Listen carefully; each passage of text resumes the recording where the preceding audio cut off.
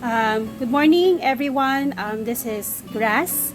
This is Mommy Grass, and as usual, every Friday I do a crafting or watercolor painting session. Okay, but today I chose to not do it live via Facebook because I noticed that the audio was really bad in my previous sessions. That I think it started when I updated my Facebook app. So I don't know what's up with Facebook groups, why the audio is really bad.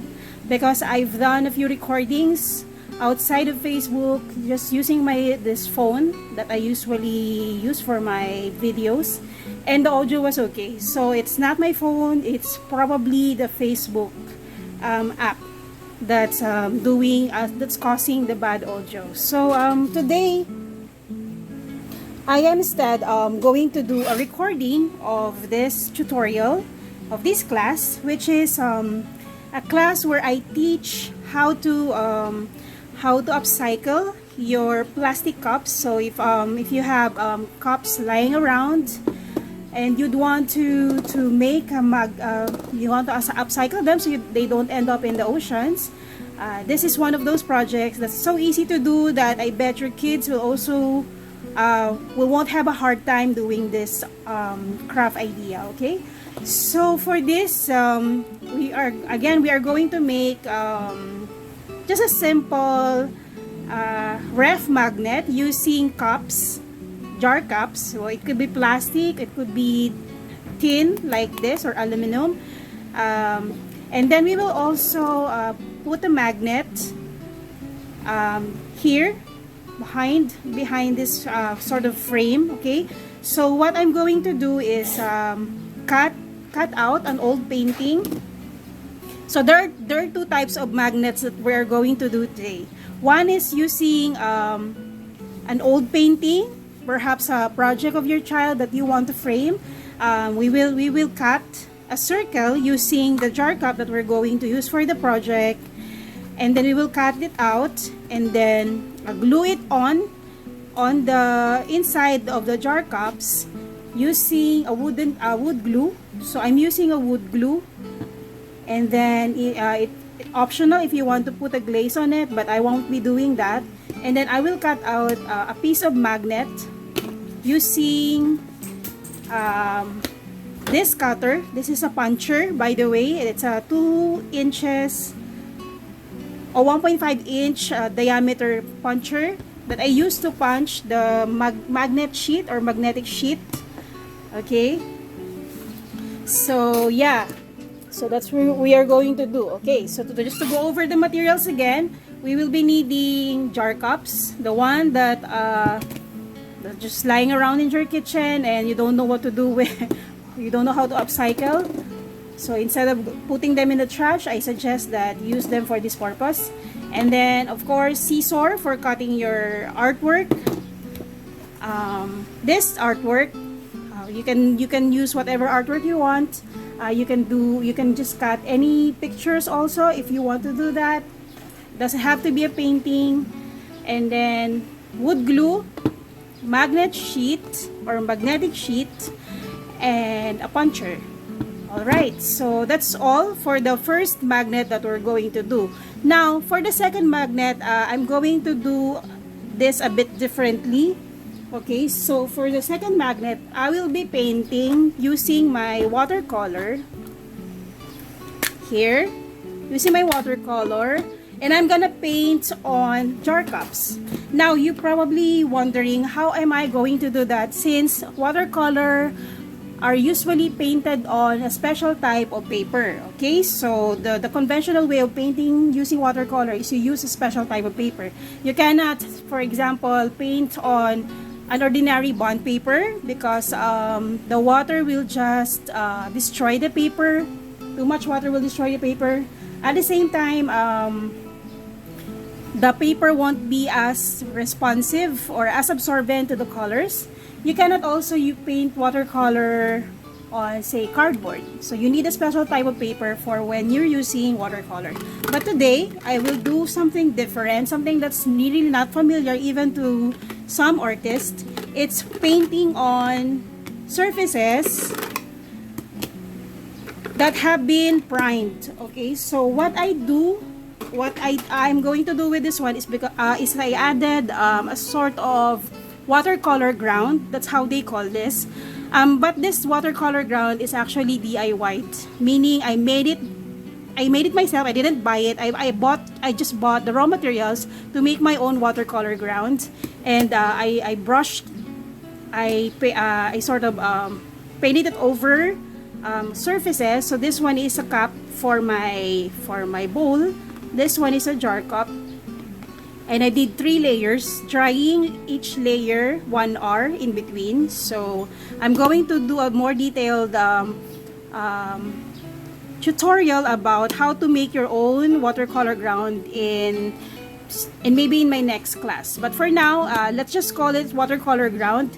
A watercolor ground is what prepares any surfaces, porous or otherwise, for watercolor painting. Do take note that I'll be painting on one for the first time. So this is a treat for you guys. I am also doing a painting over this surface for the first time using watercolor. Okay, so let's see how this pans out. Okay, let's see how this works out. Okay, so for now, let's do the easy way of upcycling your jar cups. So I have here an old painting of mine. It's a painting of magnolia. This is just a practice piece, as you can see. It has still pencil marks on it.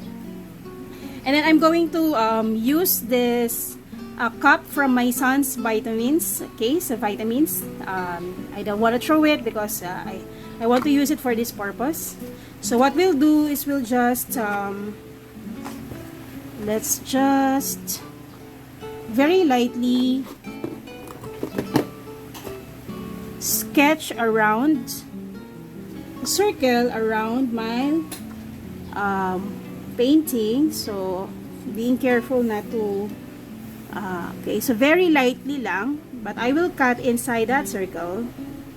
Okay, so you don't see the pencil mark, but well, actually it's okay to see the pencil marks also, because this painting itself has pencil marks. Again, this is just a practice piece of magnolia that I painted about 2 months ago. So now I'm cutting it into a circle along the line that I've traced. Okay, so this is very easy. I bet the kids will also be able to do this. We did this one for our homeschooling upcycling class with my kids, and my son in particular enjoyed doing this one. Okay, so that's okay. I got it way below the line, but that's fine. Let's just fix that later with glue. Okay,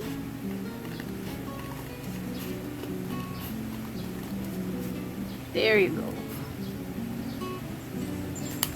Okay, so whatever painting you have that's just lying around and you want to use it, that's fine. It doesn't need to be a watercolor painting. Okay, so whether it's acrylic or gouache. And then I'll just put a wood glue on this. Just put some wood glue on this, on the inside of jar cups. Okay, it's really easy to do. The second jar cup that I'll be doing, which is the one where I will be using where I painted on watercolor ground, is well, it's still beginner friendly, but it's a little different because I will be painting rather on watercolor ground instead of the usual paper. Okay, and I'm doing it for the first time, so let's see what happens. Okay, so let's see if it's gonna fit. Okay, so let's just of course the inside part of the cup will be a little smaller, so let's just adjust by cutting some just a very thin section around this painting. Okay, I'll be quiet for a bit. Okay, let's see if it's gonna fit. Okay, let's try that. Nope. Let's cut that out some more. Let's has not forced it. Okay, so in last year's homeschooling session, my son painted this apple. I painted this ocean, and we cut it, put it inside, glue it inside the jar cup. Okay, so let's see if this is gonna fit na. Perhaps we still need to. Okay. Actually, one way is measuring the diameter of the cup from inside, but I was too lazy to do that. So I'm just manually estimating, eyeballing the size. Okay. Okay, there you go. Okay, so now you have painting inside your jar cup. Now, it's optional if you want to add glaze on this so that it doesn't catch dust, because that will also affect the quality of the painting. If you really love that painting that you put inside, then I suggest you add a glaze. Let me just get my glaze so that you have an idea what glaze I'm talking about.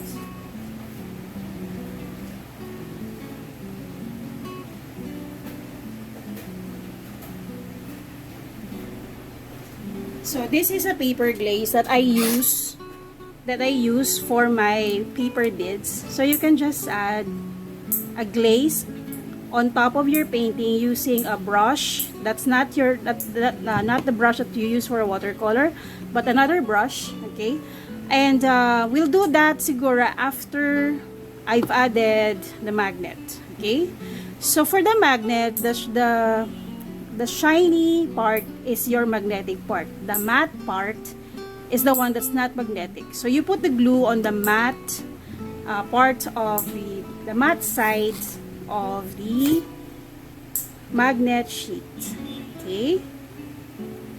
So for the kids, maybe this is a little bit hard for you to punch the magnet using the puncher. It's going to be a little hard, so you might want to ask your parents to do that for you. So let me just demonstrate that, because magnet sheet is a little thick, so for the kids baka mahirapan sila to punch a circle. Okay, so I do that with a bit of force. There you go, and I just take out the circular magnet like that. Okay, so that's what I do. So I have these punchers actually come in different sizes, 2 inches up to 3 inches. I've seen up to 3 inches. So for this cup, maybe 2 inches diameter puncher is better, but I don't have that. I only have the 1.5 inch. So here you go. So now we have a magnet. Let's just allow this glue to dry, but let me test that. See if it's working. This is a metal pencil case. See? Oops. Okay. Sorry about that. So it's still wet. So it's still wet. So let's not test that. Okay. So let's just allow that to dry, and let me just fix this by using a wet wipes.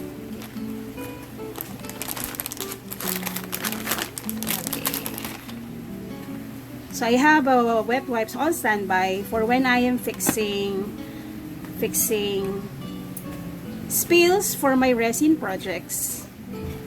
And then I use the one that's made of bamboo fibers. These are biodegradable, the wet wipes. I love supporting bamboo farms because there are farmers in the country, around the country, that actually do plant bamboo for different purposes, and I want to support them. Okay, so there you go. Just to test, let me just show you a magnet that we did last year. See? So you just allow the glue to dry first. So don't make the same mistake that Mommy Grass did a while ago. Okay? Okay. So now let's proceed to painting on a jar cup that has been treated or painted on with watercolor ground. Okay, so we call this watercolor ground, but actually what I just used for this watercolor ground is this two stuff that I'm sure a lot of clay enthusiasts and acrylic painters out there are familiar with. So this is gesso and modeling paste. So I mix modeling paste and gesso to create a watercolor ground here. So I mix it in a tab, this and microwavable tab that I also have lying around in my kitchen, and then I mixed it very thoroughly. I wanted to make sure that they're well mixed, and then I just painted the cap with thin layer using a regular paintbrush, okay, hardware that you can get from any hardware. Then I just painted this mixture on the jar cup. Let it dry for 1 hour, and then paint the second layer. Let it dry for another 1 hour, and then painted the third layer and let it dry for 24 hours. So it has been 24 hours, more than actually, since this one has been applied, okay? The third layer, okay? So that's what we're gonna do right now. Again, we are using my DIY watercolor ground in order for me to be able to paint using watercolor on my jar cups. Okay, so let me just pause the video to grab water and my brush. Okay, so I'm back, and I have just grabbed water and my watercolor brush. But for those who are going to do this, okay, don't use your expensive watercolor brush. Just use the cheap ones that you have, synthetic ones. So I have one here by Scrivo, size 10. Okay, so use any size that you are comfortable using, and paint just as if you're painting on a piece of paper. Okay, so for today, I'm going to let's paint a sunflower. Okay, just a very simple flower. I'm not actually a flowers person. It's the least favorite subject to paint because it's still something that I am studying. I love painting landscapes, seascapes, and portraits instead. Okay, so let's try this ground for the first time. I hope this works because it's the first time that I am going to paint on ground. Okay, so let's see. Let's just mix first my yellow. So I'm using cadmium yellow for this project. Any yellow that you have, you don't have to be so stressed about this. Again, our objective for now is to try this watercolor ground for the first time, and see how this works. Okay, and then as you can notice, the watercolor ground is not even that smooth, but I'm fine with it. I'm going to take advantage of the roughness of this watercolor ground for this art. But actually, you can sand this and make it smoother using say 1000 grit sandpaper, which you can buy in any hardware store. Alright, so let's mix now the central part of the sunflower. So I'm just mixing burnt sienna, burnt umber, okay, and a little bit of blue later. But for the first layer, just a mixture of burnt sienna and maybe a little bit of red. Okay, burnt sienna, burnt umber, and a little bit of alizarin crimson. There you go. So let's see, that's for the first layer. So we'll just paint the red, or rather the center of the sunflower. So there should be less water, I think. So let's try painting straight from the pan. Okay, so I'm just grabbing cadmium yellow. Okay, let's see, and I hope this one works. As you can see, the brown is mixing with my yellow, but I'm okay with this one. Okay, so the limitation when you are using the ground and the ground is inside this cup is that the movement of the brush will be limited by this raised sides around your jar cup. So that's the only limitation that I'm seeing here, but you can actually try working around that. Okay, so now I am grabbing the color straight from the pan because I noticed that if it's watery, doesn't stick that much. So I'm grabbing the color straight from the pan. Okay. Okay, let me demonstrate how I am painting the petals of my sunflower. So let me demonstrate on paper so that the kids will know the brush strokes for this. So you just do around. Okay, and less water. Okay, let me just manually draw in a circle using the color mix I did a while ago, which is again burnt sienna, burnt umber, and a little bit of red for the first layer. But now that this is second layer, we'll add a little bit of blue so that it's more it's darker. Okay. Okay, I'm adding a little bit of blue again, and again some burnt sienna to make this a bit darker. And now I'm adding my second layer, just so the kids will know how I am painting the sunflower, alright? And let that totally dry. Let that totally dry, and then I'll teach the kids how to paint the petals later. So for now, I am adding, okay, straight out of the pan, burnt umber and burnt sienna, and I'm adding that at the central section of my sunflower here on the jar cup.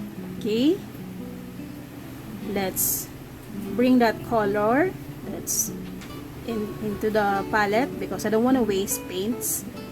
Okay, just like that. Okay, and then just rinsing my brush and then grabbing a bit of orange and a bit of cadmium yellow. Okay, just for the third layer.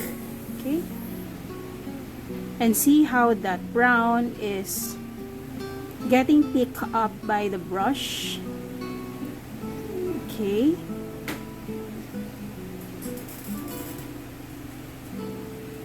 so the brush strokes is getting limited by the sides, but let's not allow that to hamper us from this project. Okay, there you go. Then let's just add some more here because I noticed that. Okay, let's just do that. There you go. Then we will add leaves later. Let's now check if this is dry. It's not yet dry, but let's see. Let's paint the sunflower so you'll have an idea on how I paint sunflower. It's actually one of the easiest to paint. It's the first flower I learned how to paint using just another YouTube tutorial. I forgot which channel was that, but I give credit to those teachers. Wait, my water is less. Let's add some more water. Okay, and I'm using a synthetic brush. Okay, there you go. So that's how I do it, and then I just rotate the paper. Okay, for those watching out there who are better at painting flowers, please don't laugh at me. I am also a beginner when it comes to painting flowers. I am actually more comfortable painting portraits and landscapes because I'm a geologist, so I've seen quite a few views that really worth painting, and those have inspired me to actually paint landscapes. Okay, so let's just add some water, more paint and water into this brush because this is synthetic brush, so it picks up less water and pigment. So you have to load it. Okay, just a simple sunflower. Okay. There you go. I actually have a sunflower outside my window, planted by my son. Okay, so let's just allow that to, well, it's actually just a bit wet, so let's add another layer, but this time let's add a bit of red and a bit of burnt sienna, just to add some dimension. Okay, there you go.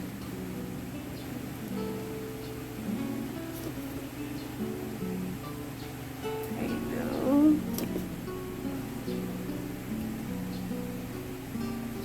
So let's load some more colors into this, burnt sienna and a bit of red. Okay.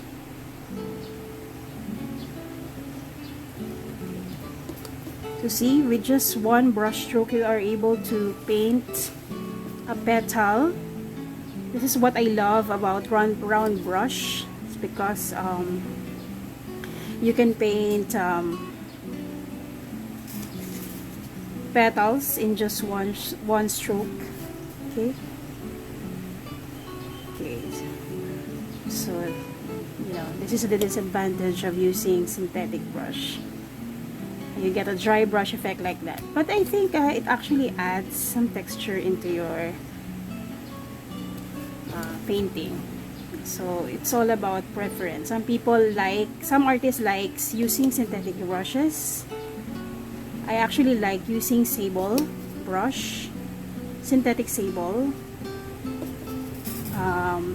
The one by Silver Black Velvet is my favorite, as you have seen probably in some of my videos. Okay, so now let's add here. Let's add a bit of blue to make this a bit dark, and then we'll just drop it in while it's still wet. Okay, and you can even spread the colors towards some of the petals like that. If you're not happy with that, you can still add more, but once it's dry. Okay. Okay, so there you go. That's my sunflower. So let's see. This is already dry, I think. So let's add some greens around it, just to depict some leaves. Okay. So I'm getting the color straight out of my Cotman pan. So this is sap green. Okay, so this is my usual leaf color. So let's just add green around my sunflower, just to complete the picture that it is a flower and it has leaves. Okay, so yeah, so I think this is okay. I mean it's actually nice to paint on a surface that's not paper. So my watercolor ground, DIY homemade watercolor ground, worked. I was able to paint on it using watercolor. Okay, so yeah, so this is something that you can do with your kids in case watercolor is all you have in your stash, and you want to paint on, say, surfaces that are not usually used for watercolor painting. This is something that you can do. Just create your own watercolor ground. In fact, you can also buy commercial grade watercolor grounds at Shopee and Lazada, but they're a tad more expensive than doing one on your own. Okay, making one on your own. So again, I just used gesso and modeling paste for that. I'll do a more detailed tutorial about it in my next class. Okay, so there you go. So let's just add some texture into our maybe some burnt sienna and yellow. Let's just fix the petals. So I use burnt sienna and cadmium yellow just to add some shadows and textures into my petals, so it doesn't look like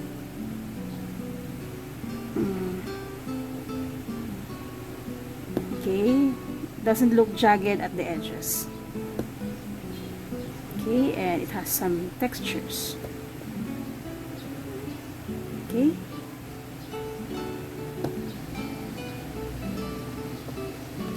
there you go. So that's my magnet. So let's just allow this to dry. Okay, just want to darken my leaf using sap green and a bit of burnt umber, sap green and a bit of blue, just to darken it. Okay, and I'll just, you know,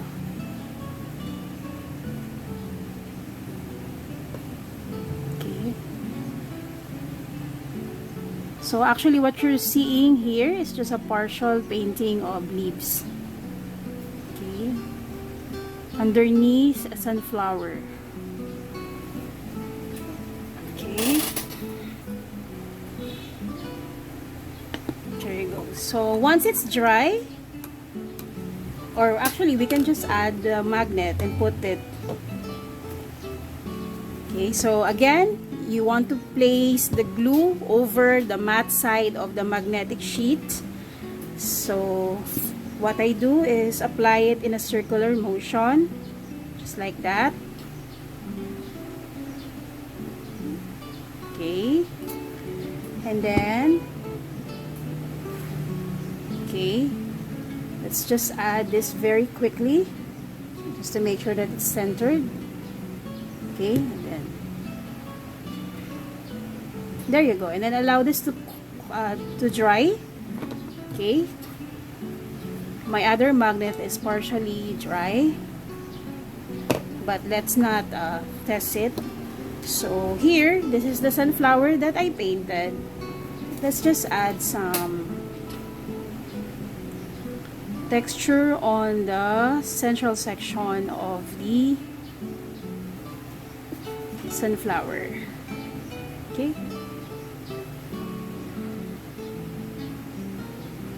just like that.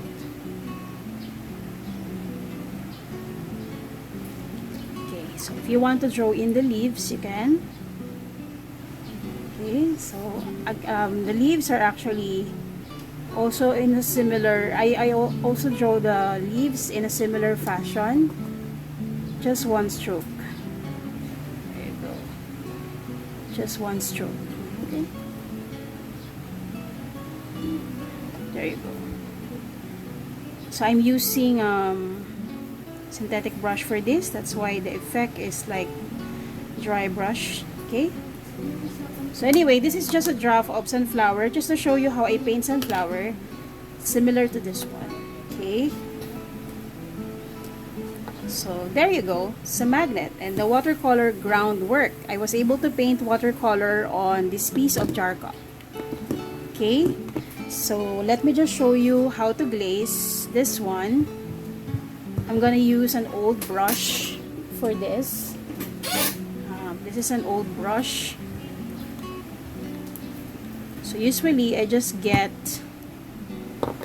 a bit of, okay, let me just grab, okay, let's pour some here. This is just a test paper. So I just pour a bit of the glaze and then capture the one that spilled on the side. And okay, so this is the piece of the glaze, and you just get that, and then very quickly glaze over my painting. Okay, the paper glaze makes this painting water resistant and dust resistant.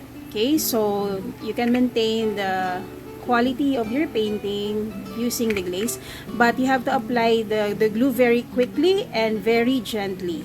Quick but gently. Because the glaze, this type of glaze is a bit watery, so if we brush the glaze over the painting too hard, you might reactivate the watercolor painting underneath. You might reactivate the color. Okay, so now it's glazed. So once this is dry, you can already use this as your magnet, ref magnet or door magnet. Okay, and you can just pin your papers there. Tada! There you go. So this is my jar cups. Upcycled jar cups turned into ref magnets. Okay. There you go. So I hope you like this project, and I hope the kids will be able to enjoy doing this. I actually enjoyed doing this with my kids last year during our homeschooling session where we talk about upcycling. So let me just fix that. Okay. And this is an apple. Very simple project that's totally can be done, doable in less than 30 minutes. So I hope you enjoyed this tutorial, and I hope to see you in my next class next year. I will be teaching the kids how to make their own resin hair clips. Okay. Stay safe and healthy in this pandemic. Bye for now.